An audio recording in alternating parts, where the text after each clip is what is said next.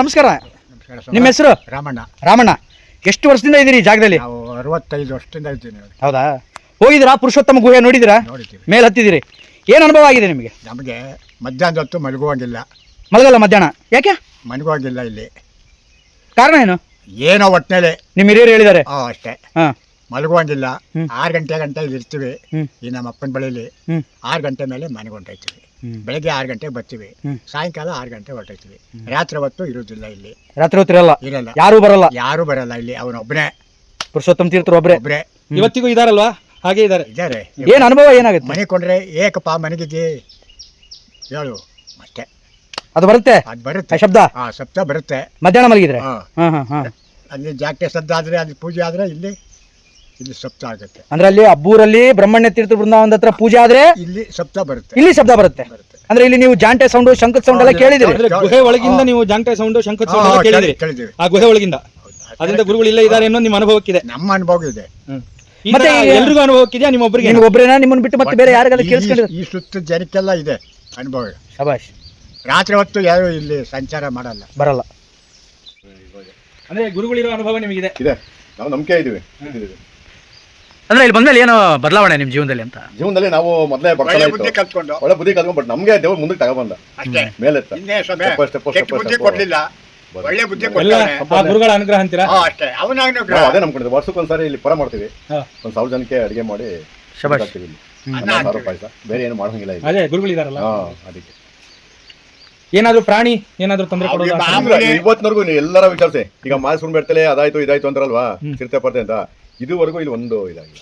ಅಂದ್ರೆ ಆ ಗುರುಗಳು ಇರೋದ್ರಿಂದನೇ ಯಾವಾಗಲೂ ರಕ್ಷಣೆ ನಿಮಗೆ. ಬಟ್ ನಾವು ಮನೆಗೆ ಹೊಂಟೈತೀವಿ. ಕರಡಿ ಇದೆ. ಮೊನ್ನೆ ಬಂದು ಅಲ್ಲಿ ಎಲ್ಲ ಗಲೀಜ್ ಮಾಡ್ಬಿಟ್ಟು ಹೋಗದೆ. ಬಟ್ ನಮ್ ಕಣ್ಣು ಕಾಣಿಲ್ಲ ಇವತ್ತಿನವರೆಗೂ. ಒಂದ್ ದಿವಸ ಕಾಣಿಲ್ಲ. ಇಲ್ಲ ಯಾರಿಗೂ ಏನು ಇವತ್ತಿನವರೆಗೂ ಏನ್ ತೊಂದರೆ ಇಲ್ಲ. ಇಲ್ಲಿರುವಂತ ಜನ ಚೆನ್ನಾಗವ್ರೆ. ಈಗ ಇವ್ರದ್ದು ಮತ್ತೆ ರಾಯರಲ್ಲಿ ಕೆಳಗಡೆ ಮಠ ಬ್ರಹ್ಮಣ್ಯ ತೀರ್ಥ ಅವ್ರು ಎರಡು ಒಂದು ಆಕ್ಸಿಡೆಂಟ್ ಆಗ್ಲ ಇವತ್ತು. ಒಬ್ರು ಸತ್ರು ಅಂತ ಕೇಳಿಲ್ಲ. ಒಂದು ಕೆಲವರು ಹೊರಗಡೆಯಿಂದ ಹೇಳ್ತಾರೆ ಗೊತ್ತಾ, ನಿಮ್ಮಂತ ಪುಣ್ಯಸ್ಥಳ ಎಲ್ಲೂ ಇಲ್ಲ ಅಂತಾರೆ. ನಾವು ಹೊರಗಡೆ ಹೋದಾಗ ಇಲ್ಲಿರ್ತಕ್ಕಂಥ ಪುಣ್ಯಸ್ಥಳ ಎಲ್ಲೆಲ್ಲಿಂದ ಬಂದು ವಸ್ತಿ ಬಿಡ್ತಾರೆ ಇದೆಲ್ಲ ದೇವಸ್ಥಾನ. ಒಳ್ಳೇದು ಮಾಡ್ಕೊಂಡು ಹೋದ್ರೆ ಎಲ್ಲಿ ಗಂಟರು ಸಾಧಿಸ್ಬೋದು. ಗುರುಗಳ ಅನುಗ್ರಹ ಮಾಡ್ತಾರೆ. ಸಪೋರ್ಟ್ ಇದೆ. ಅವ್ರ ಸಪೋರ್ಟ್ ಇಲ್ಲ ನಾವೆಲ್ಲಿ. ತಂದೆಯವರು ಒಳ್ಳೊಳ್ಳೆ ವಿಷಯ ಹೇಳಿದ್ರು. ಅಲ್ಲ ಅವ್ರ ಸಪೋರ್ಟ್ ಇಲ್ಲ ನಾವು ಇಲ್ಲಿ ಗಂಟ ಬೆಳಕಾಯ್ತಿಲ್ಲ. ಬೆಳೆದಿದ್ದೀವಿ ಸುಮ್ಮನೆ.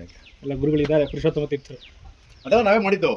ಏನು ಆ ಮೆಟ್ಲೆಲ್ಲ ಕಲ್ಲುಗಳು ಚಪ್ಪಲಿಲ್ಲ ನಾವೇ ಒತ್ತಿದ್ದು. ನಮ್ಮ ತಂದೆ ನಾವು ಅವಾಗ ಮತ್ತೆ ಸತ್ಯನಾರಾಯಣ ಅಂದ್ಬಿಟ್ಟು ನಿಮ್ಮವರೇ ಬ್ರಾಹ್ಮಣರು ಇಂಜಿನಿಯರ್ ಇದ್ರು, ಅಶ್ವತ್ಥನಾರಾಯಣ ಅಂದ್ಬಿಟ್ಟು.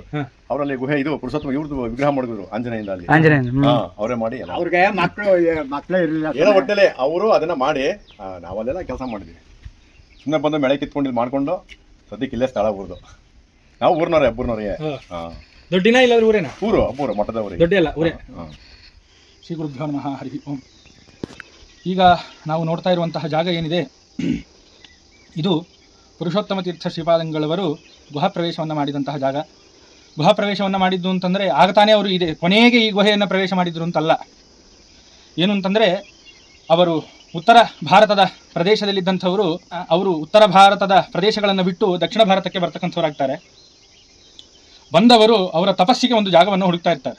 ಆಗ ಅವರ ಕಣ್ಣಿಗೆ ಬಿದ್ದಂತಹ ಜಾಗವೇ ಈ ಪರಿಸರ.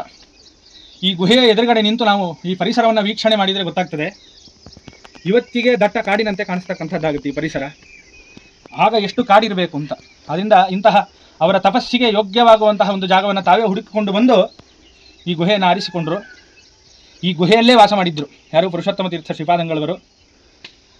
ಈ ಗುಹೆಯಿಂದ ಪ್ರತಿನಿತ್ಯ ಕೆಳಗೆ ಬರಬೇಕು, ಬಂದು ಶಿಷ್ಯರಿಗೆ ಪಾಠ ಮಾಡಬೇಕು. ಭಿಕ್ಷೆ ಅನ್ನೋದೇ ಇಲ್ಲ. ಆಗಿನ ಕಾಲಕ್ಕೆ ಪುರುಷೋತ್ತಮ ತೀರ್ಥ ಶ್ರೀಪಾದಂಗಳವರು ಒಂದು ಕಡೆ ಭಿಕ್ಷೆಯನ್ನು ಮಾಡಿದರು ಅಂತಂದರೆ ಅದೊಂದು ದೊಡ್ಡ ಒಂದು ವಿಷಯ ಆಗ್ತಾ ಇತ್ತಂತೆ. ಅಂದರೆ ಭಿಕ್ಷೆ ಅನ್ನೋದೇ ಇಲ್ಲ, ಗುಹೆಯಿಂದ ಬರಬೇಕು, ಇಲ್ಲೇ ಪೂಜೆ ಕಣ್ವ ನದಿ, ಇಲ್ಲೇ ಸ್ನಾನ ಮಾಡ್ತಕ್ಕಂಥವರಾಗಿ, ಇಲ್ಲೇ ಇವತ್ತಿಗೂ ನಮಗೆ ಮುಂದೆ ಕಣ್ವ ನದಿ ಹರಿತಕ್ಕಂಥದ್ದಾಗುತ್ತೆ. ಅಲ್ಲಿ ಸ್ನಾನ ಮಾಡಬೇಕು, ಗುಹೆಗೆ ಬರಬೇಕು, ಇಲ್ಲೇ ಪೂಜಾದಿಗಳನ್ನು ನೆರವೇರಿಸಬೇಕು. ನೆರವೇರಿಸಿ ಪಾಠಕ್ಕಾಗಿ ಹೋಗಿ ಕೆಳಗೆ ಹೋಗಿ ಶಿಷ್ಯರಿಗೆ ಪಾಠ ಮಾಡಬೇಕು. ಪಾಠ ಮಾಡಿ ಮತ್ತೆ ಗುಹೆಯನ್ನು ಪ್ರವೇಶ ಮಾಡಬೇಕು. ಕಡೆಗೆ ಒಂದು ದಿನ ಅವರೇನು ಮಾಡ್ತಾರೆ, ಎಲ್ಲ ತಮಗೆ ಬಂದಂತಹ ಅರ್ಚಾಮೂರ್ತಿಗಳನ್ನೆಲ್ಲ ಬ್ರಹ್ಮಣ್ಯ ತೀರ್ಥ ಗುರು ಸಾರ್ವಭೌಮರಿಗೆ ಆಶ್ರಮವನ್ನು ನೀಡಿರ್ತಾರೆ. ನಿನ್ನೆ ಒಬ್ಬರು ವಿದ್ವಾಂಸರು ನನ್ನ ಹತ್ರ ಹೇಳ್ತಾ ಇದ್ರು, ಇಲ್ಲಿ ಅಬ್ಬೂರು ಕ್ಷೇತ್ರದಲ್ಲಿ ಯಾಕೆ ಬ್ರಹ್ಮಣ್ಯ ತೀರ್ಥ ಶ್ರೀಪಾದಂಗಳವರಿಗೆ ಆಶ್ರಮವನ್ನು ಕೊಟ್ಟರು ಅಂತಂದರೆ 2 ಕಾರಣಗಳಂತೆ. ಒಂದು ಇತಿಹಾಸದಲ್ಲಿ ಉಲ್ಲೇಖಿತವಾದಂತಹ ಕಾರಣ, ಇನ್ನೊಂದು ಆ ವಿದ್ವಾಂಸರು ನನಗೆ ಹೇಳಿದಂತಹ ವಿಷಯ ತುಂಬ ಚೆನ್ನಾಗಿದೆ, ಅದಕ್ಕೆ ಹೇಳ್ತೇನೆ. ಬ್ರಹ್ಮಣ್ಯ ತೀರ್ಥ ಇದು ಕಾಡಿನ ಪ್ರದೇಶವಾದ್ದರಿಂದ ಹಸುವನ್ನು ಮೇಯಿಸಬೇಕು. ಇಲ್ಲಿ ಬ್ರಹ್ಮಣ್ಯ ತೀರ್ಥ ಶ್ರೀಪಾದಂಗಳವರು ಚಿಕ್ಕ ವಯಸ್ಸು ಹಸುಗಳನ್ನು ಕರ್ಕೊಂಡು ಬಂದಿದ್ದರೆ ಪುರುಷೋತ್ತಮ ತೀರ್ಥ ಶ್ರೀಪಾದಂಗಳವರ ಸಾಮರ್ಥ್ಯ ಏನು ಅಂತಂದರೆ ಇಲ್ಲಿರುವ ಕ್ರೂರ ಪ್ರಾಣಿಗಳು ಅವರ ಮುಂದೆ ಸುಮ್ಮನಾಗ್ತಿತ್ತಂತೆ. ಅವರು ಸೂತ್ರ ಭಾಷ್ಯ ಮುಂತಾದವುಗಳನ್ನು ಪಾರಾಯಣ ಮಾಡ್ತಾ ಕೂತಿದ್ರೆ ಎಲ್ಲ ಕ್ರೂರ ಪ್ರಾಣಿಗಳು ಅವ್ರ ಮುಂದೆ ಬಂದು ಕೂಡಬೇಕಂತೆ. ಒಮ್ಮೆ ಪೂರ್ವಾಶ್ರಮದ ಬ್ರಹ್ಮಣ್ಯ ತೀರ್ಥ ಶ್ರೀಪಾದಂಗಳವರು ಹಸುವನ್ನು ಮೇಯಿಸ್ತಾ ಇಲ್ಲಿಗೆ ಬಂದರೆ ಎದುರಿಗೆ ಬಂದು ಪುರುಷೋತ್ತಮ ತೀರ್ಥ ಶ್ರೀಪಾದಂಗಳವರನ್ನು ಗುಹೆಯಲ್ಲಿ ಕಾಣ್ತಾರೆ. ಬಂದು ನಮಸ್ಕಾರವನ್ನು ಮಾಡ್ತಾರೆ. ನಮಸ್ಕಾರವನ್ನು ಮಾಡಿದರೆ ನಿಮಗೆ ಪುರುಷೋತ್ತಮ ತೀರ್ಥ ಶ್ರೀಪಾದಂಗಳವರು ಕೇಳಿದ್ರಂತೆ, ಇಲ್ಲೆಲ್ಲ ಕ್ರೂರ ಮೃಗಗಳಿದೆಯಲ್ಲ, ನಿಮಗೆ ಭಯವಾಗಲಿಲ್ವಾ ಅಂತ. ಇವ್ರು ಯಾರೂ ನನಗೆ ಮೃಗಗಳಾಗಿ ಕಾಣಿಸ್ತಾ ಇಲ್ಲ ಅಂತಾರಂತೆ ಬ್ರಹ್ಮಣ್ಯ ತೀರ್ಥರು. ಯಾಕೆ ಅಂತಂದರೆ ಎಲ್ಲರೂ ಪೀತಾಂಬರವನ್ನು ಧಾರಣೆ ಮಾಡಿದ್ದಾರೆ, ಕಿರೀಟ ಕುಂಡಲ ಮತ್ತು ಹಾರಗಳನ್ನು ಧಾರಣೆ ಮಾಡಿದ ಒಬ್ಬ ದೇವತೆಗಳಂತೆ ಎಲ್ಲರೂ ಕಾಣ್ತಾ ಇದ್ದಾರೆ, ಪ್ರಾಣಿಗಳಂತೆ ನನಗೆ ಕಾಣಿಸ್ತಾ ಇಲ್ಲ, ಅದಕ್ಕಾಗಿ ನನಗೆ ಭಯವಾಗಲಿಲ್ಲ ಅಂದ್ರಂತೆ. ಆಗ ಈ ವ್ಯಕ್ತಿ ಯೋಗ್ಯನಾದಂತಹ ವ್ಯಕ್ತಿ ಪೀಠಕ್ಕೆ ಅಂತ ಹೇಳಿ ಕರೆದು ಆಶ್ರಮವನ್ನು ಕೊಟ್ಟರು ಅಂತ.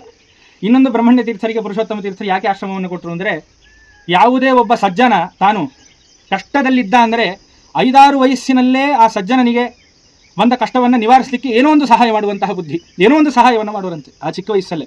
ಆ ಚಿಕ್ಕ ವಯಸ್ಸಲ್ಲೇ ಈ ಜನರ ಒಂದು ಸಜ್ಜನರ ಕಷ್ಟವನ್ನು ನೋಡಲಿಕ್ಕಾಗದೆ ಸಹಾಯ ಮಾಡುವ ಬುದ್ಧಿ ಇದೆಯಲ್ಲ ಈ ಮಗುವಿಗೆ, ಈ ಮಗು ನನ್ನ ಪೀಠಕ್ಕೆ ತಕ್ಕನಾದವ ಅಂತ ಹೇಳಿ, ಸರಿಯಾದವ ಅಂತ ಹೇಳಿ ಅವರು ಆಶ್ರಮವನ್ನು ಕೊಟ್ಟರು ಅಂತ. ಹೀಗೆ ಪುರುಷೋತ್ತಮ ತೀರ್ಥ ಶ್ರೀಪಾದಂಗಳವರು ಬ್ರಹ್ಮಣ್ಯ ತೀರ್ಥರನ್ನು ಆಯ್ಕೆ ಮಾಡ್ತಾರೆ. ಹಾಗೆ ಆಯ್ಕೆ ಮಾಡಿ ಒಂದು ದಿನ ಬ್ರಹ್ಮಣ್ಯ ತೀರ್ಥ ಶ್ರೀಪಾದಂಗಳವರಿಗೆ ಆಶ್ರಮವನ್ನು ಕೊಟ್ಟಿದ್ದಾದ ಮೇಲೆ ಸ್ವಲ್ಪ ದಿನ ಇನ್ನೂ ಬಂದು ಹೋಗಿ ಮಾಡ್ತಾ ಇದ್ದರು. ಒಂದು ದಿನ ಬ್ರಹ್ಮಣ್ಯ ತೀರ್ಥರನ್ನು ಕರೆದು ಅರ್ಚಾ ಪ್ರತಿಮೆಗಳನ್ನು ಅವ್ರಿಗೆ ಕೊಟ್ಟು, ನಾನು ಗೃಹ ಪ್ರವೇಶವನ್ನು ಮಾಡ್ತಕ್ಕಂಥವನಾಗ್ತೀನಿ, ವಾಸವಿದ್ದದ್ದೇ ಇಲ್ಲಿ, ಇವತ್ತಿಗೂ ಸಶರೀರರಾಗಿ ಈ ಗುಹೆಯನ್ನು ಪ್ರವೇಶ ಮಾಡಿ ಇದ್ದ ಮಹಾನುಭಾವರು ಹಾಗೆಯೇ ಇದ್ದಾರೆ ತಪಸ್ಸನ್ನು ಮಾಡ್ತಾ ಅಂತ. ಅನೇಕ ಜನರು ಪರೀಕ್ಷೆಗೆ ಅಂತ ಹೇಳಿ ಭಕ್ತಿಯಿಂದ ಪ್ರವೇಶವನ್ನು ಮಾಡಿದವರು ಇದ್ದರಂತೆ ಗುಹೆಯನ್ನು. ಎಷ್ಟೋ ಜನರಿಗೆ ವೇದವನ್ನು ಹೇಳುವಂತಹ ಶಬ್ದ ಕೇಳೋದು, ಗಂಟೆಯ ಶಬ್ದ, ಶಂಖದ ಶಬ್ದ ಎಲ್ಲ ಕೇಳಿದ್ದುಂಟು ಅಂತ. ಆ ರೀತಿಯಾಗಿ ಇವತ್ತಿಗೂ ಸಶರೀರರಾಗಿ ಜಾಗೃತವಾಗಿದ್ದಾರೆ ಪುರುಷೋತ್ತಮ ತೀರ್ಥ ಶ್ರೀಪಾದಂಗಳವರು ಗುಹೆಯಲ್ಲಿ ಅಂತ ನಮ್ಮ ನಂಬಿಕೆ ಇಲ್ಲ, ಇಲ್ಲಿರ್ತಕ್ಕಂತಹ ರೈತರ ನಂಬಿಕೆ. ಯಾವ ರೈತರನ್ನಾದರೂ ನೀವು ಇಲ್ಲಿ ಮಾತಾಡಿಸ್ಬೋದು. ಒಬ್ಬ ರೈತ ನನಗೆ ಹೇಳಿದ್ದು, ಬೆಳಿಗ್ಗೆ ಏನೋ ತಾನು ಮೋಟ್ರ್ ಬಿಡಬೇಕು ಅಂತ ಹೇಳಿ ಬೆಳಿಗ್ಗೆ 3 ಬಂದಿದ್ದಂತೆ.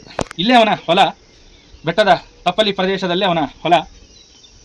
ಅವನು ಬರಬೇಕಾದ್ರೆ ಶಂಖ, ಗಂಟೆ, ಜಾಂಗಟೆ ಮುಂತಾದ ಶಬ್ದಗಳು ಕೇಳಿಸ್ಲಿಕ್ಕೆ ಶುರುವಾದಂತೆ, ವೇದ ಮಂತ್ರಗಳು ಕೇಳಿಸ್ಲಿಕ್ಕೆ ಶುರುವಾಯ್ತಂತೆ. ಯಾರು ಅಂತ ಬಂದು ನೋಡ್ತಾನೆ. ಬಂದು ನೋಡಿದರೆ ಚಾಮರಗಳು ಅದಾಗದೆ ಬೀಸ್ತಾ ಇದ್ವಂತೆ. ಅಂದರೆ ಚಾಮರ ಬೀಸ್ಲಿಕ್ಕೆ ಯಾರೂ ಇಲ್ಲ, ಛತ್ರಿ ಅದಾಗದೆ ನಿಂತಿದೆಯಂತೆ, ವಾದ್ಯಗಳು ಅದಾಗದೆ ಮೊಳಗುತ್ತಾ ಇದೆ. ಈ ಛತ್ರಿಯ ಕೆಳಗೆ ಒಂದು ಬೆಳಕಿತ್ತಂತೆ. ಹೀಗೆ ಪುರುಷೋತ್ತಮ ತೀರ್ಥರು ಸದಾಕಾಲ ಸಂಚಾರ ಮಾಡ್ತಾ ಇದ್ದಾರೆ ಅಂತ ಆ ರೈತ ಹೇಳ್ದ. ಆವಾಗ ಆ ರೈತನ ಹತ್ರ ನಾನೊಂದು ಪ್ರಶ್ನೆ ಕೇಳಿದೆ, ನೋಡಪ್ಪ, ಕ್ರೂರ ಪ್ರಾಣಿಗಳು ಜಾಸ್ತಿ ಇಂತಾರೆ, ನಿಮಗೇನು ತೊಂದರೆ ಆಗೋದಿಲ್ವ ಇಲ್ಲಿ? ನಮ್ಮ ಪುರುಷೋತ್ತಮ ತೀರ್ಥರು ಎಲ್ಲಿ ತನಕ ಇಲ್ಲಿದ್ದಾರೋ ಅಲ್ಲಿ ತನಕ ನಮಗೆ ಯಾರಿಗೂ ಇಲ್ಲೂ ತೊಂದರೆ ಆಗೋದಿಲ್ಲ. ನಮಗೆ ಇದುವರೆಗೂ ನೀರಿಗೆ ಕಷ್ಟ ಆಗಿಲ್ಲ, ಬೆಳೆಗೆ ಕಷ್ಟ ಆಗಿಲ್ಲ, ಕ್ರೂರ ಪ್ರಾಣಿಗಳ ತೊಂದರೆಯೂ ನಮಗಾಗಿಲ್ಲ. ಆ ರೀತಿಯಾಗಿ ಪುರುಷೋತ್ತಮ ತೀರ್ಥರು ಇಲ್ಲಿದ್ದು ನಮ್ಮನ್ನೆಲ್ಲ ಕಾಪಾಡ್ತಾ ಇದ್ದಾರೆ ಅಂತ ಒಬ್ಬ ರೈತನಿಗೂ ಸಹಿತ ಅಷ್ಟು ನಂಬಿಕೆ ಇದೆ ಗುರುಗಳ ಮೇಲೆ. ಕೆಲವೊಬ್ಬರು ಹೇಳಿದ್ದುಂಟು, ಬಂಗಾರದ ಬಣ್ಣದ ಸರ್ಪ ಒಮ್ಮೆ ಗುಹೆಯಿಂದ ಹೊರಗೆ ಬಂದಿದ್ದು ಉಂಟು ಅಂತ ಕೆಲವೊಬ್ಬರು ಹೇಳಿದ್ದಾರೆ. ಮತ್ತು ಬಂಗಾರದ ಬಣ್ಣದ ಕುದುರೆ ಹೊರಗೆ ಬಂದದ್ದು ಇದೆ ಅಂತ, ಹುಲಿ ಬಂದದ್ದಿದೆ ಅಂತ ಎಷ್ಟೋ ಜನ ಕೆಲವರು ಹೇಳಿದ್ದನ್ನು ಕೂಡ ನಾನು ಇಲ್ಲಿ ಕೇಳಿದ್ದೇನೆ. ಹೇಗಿದ್ದರು ಪುರುಷೋತ್ತಮ ತೀರ್ಥರು? ಇಲ್ಲೇ ಒಬ್ಬ ವ್ಯಾಸರಾಜ ಮಠದ ಪರಂಪರೆಯಲ್ಲಿ ಬಂದು ಒಬ್ಬ ಯತಿಗಳಿಗೆ ಇಲ್ಲೇ ದರ್ಶನ ಆಗಿದೆ ಅವರದು. ಹೇಗಿದ್ದರು ಪುರುಷೋತ್ತಮ ತೀರ್ಥರು ಅಂದರೆ, ಬಂಗಾರದ ಮೈಬಣ್ಣ, ಎತ್ತರವಾದಂತಹ ದೇಹವಂತೆ, ಬಿಸಿಲು ನಾಚುವಂತಹ ಪ್ರಕಾಶಮಾನವಾದಂತಹ ಒಂದು ಬೆಳಕು ಅವರ ಶರೀರದಲ್ಲಿ ಹೊರಹೊಮ್ಮುತ್ತಾ ಇತ್ತಂತೆ. ಆ ರೀತಿಯಾದದ್ದು. 2 ಕೈಗಳಲ್ಲಿ ಭಾಷ್ಯದ ಪುಸ್ತಕವನ್ನು ಹಿಡ್ಕೊಂಡಿದ್ದರಂತೆ. ಅಂದರೆ ಶ್ರೀಮದ್ ಆಚಾರ್ಯರು ಬ್ರಹ್ಮಸೂತ್ರಕ್ಕೆ ರಚನೆ ಮಾಡಿದಂತಹ ಏನು ಭಾಷ್ಯ ಇದೆ ಆ ಭಾಷ್ಯವನ್ನು ಹಿಡ್ಕೊಂಡಿದ್ದರಂತೆ.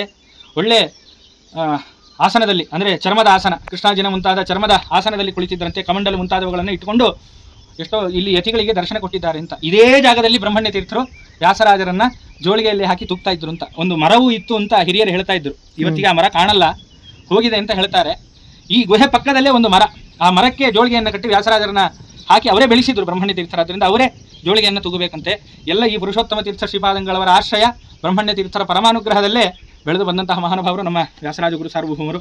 ಆ ರೀತಿಯಾಗಿ ವ್ಯಾಸರಾಜರಿಗೆ ಪರಮಗುರುಗಳು ಅಂತ ಅನಿಸಿಕೊಂಡಂತಹ ಮಹಾನುಭಾವರು. ಅವರ ಬಗ್ಗೆ ಪುರುಷೋತ್ತಮ ಪಾದಾಬ್ಜ ಹೃದಯ ಶಾಸ್ತ್ರಕೋವಿದ ಅಂತ ಹೇಳ್ತಾರೆ. ಒಳ್ಳೆ ಅವರ ಹೃದಯ ಏನನ್ನ ಬಯಸ್ತಾ ಇತ್ತು, ಏನನ್ನ ಸದಾಕಾಲ ತಮ್ಮ ಹೃದಯದಲ್ಲಿ ಇಟ್ಕೊಳ್ತಾ ಇದ್ರು ಅಂತಂದ್ರೆ ಪುರುಷೋತ್ತಮನ 2 ಪಾದಕಮಲಗಳನ್ನು ಸದಾಕಾಲ ಅವರ ಹೃದಯದಲ್ಲಿ ಇಟ್ಕೊಂಡಿದ್ದರಂತೆ. ಶಾಸ್ತ್ರಕೋವಿದ, ಒಳ್ಳೆ ವಿದ್ವಾಂಸರು, ಒಳ್ಳೆ ಶಾಸ್ತ್ರವನ್ನು ಬಲ್ಲವರು. ಪುರುಷೋತ್ತಮ ತೀರ್ಥಾಕ್ಷೋ ಗುರುರ್ಭೂಯಾದ ಅಭೀಷ್ಟದ ಅಂತ ಹೇಳಿ ಎಲ್ಲ ಅಭೀಷ್ಟವನ್ನು ಅವರು ಕೊಡ್ತಕ್ಕಂಥವರಾಗಲಿ ಅಂತ ಎಲ್ಲ ಅವರ ಚರ್ಮಶ್ಲೋಕವು ಹೇಳ್ತಕ್ಕಂಥದ್ದಾಗುತ್ತೆ. ಎಲ್ಲ ಹಿರಿಯ ಯತಿ ಪರಂಪರೆಯಲ್ಲಿ ಬಂದಂಥವರು ಅನೇಕ ಜನ ಪುರುಷೋತ್ತಮ ತೀರ್ಥರನ್ನು ಈ ರೀತಿಯಾಗಿ ಕೊಂಡಾಡಿದ್ದಾರೆ. ಅಂತಹ ಮಹಾನುಭಾವರು ಇವತ್ತಿಗೂ ಕೂಡ ಗುಹಾ ಪ್ರವೇಶವನ್ನು ಮಾಡಿ ಅದ್ಯಾಪಿ ಇಲ್ಲೇ ಇದ್ದಾರೆ ಅಂತ, ಇವತ್ತಿಗೂ ಇದ್ದಾರೆ ಅಂತ ಎಲ್ಲರ ನಂಬಿಕೆ. ಅಂತಹ ಗುಹೆ ಪುರುಷೋತ್ತಮ ತೀರ್ಥ ಶ್ರೀಪಾದಂಗಳವರು ಪ್ರವೇಶ ಮಾಡಿದಂತಹ ಗುಹೆ ಇದು. ನಮ್ಮೆಲ್ಲರ ಸೌಭಾಗ್ಯ. ದರ್ಶನ ಆಗುವಂತಹ ಸೌಭಾಗ್ಯ ದೊರಕಿದೆ. ಇದು ತುಂಬ ಪೂರ್ವಜನ್ಮದ ಸುಕೃತ ಅಂತ ನಾವು ಬಯಸಬೇಕು ಅಂತ ಹೇಳ್ತಾ ನನ್ನ ಎರಡು ಮಾತುಗಳನ್ನು ಪುರುಷೋತ್ತಮ ತೀರ್ಥಗುರು ಅಂತರ್ಗತ ಭಾರತೀಯ ರಮಣ ಮುಖ್ಯ ಪ್ರಾಣಾಂತರ್ಗತನಾದಂತಹ ನರಸಿಂಹದೇವರಲ್ಲಿ ನನ್ನ ಮಾತನ್ನು ಸಮರ್ಪಣೆ ಮಾಡ್ತೇನೆ. ಶ್ರೀಕೃಷ್ಣಾರ್ಪಣ ವಸ್ತು, ಶ್ರೀಮಧ್ವೇಶಾರ್ಪಣ ವಸ್ತು.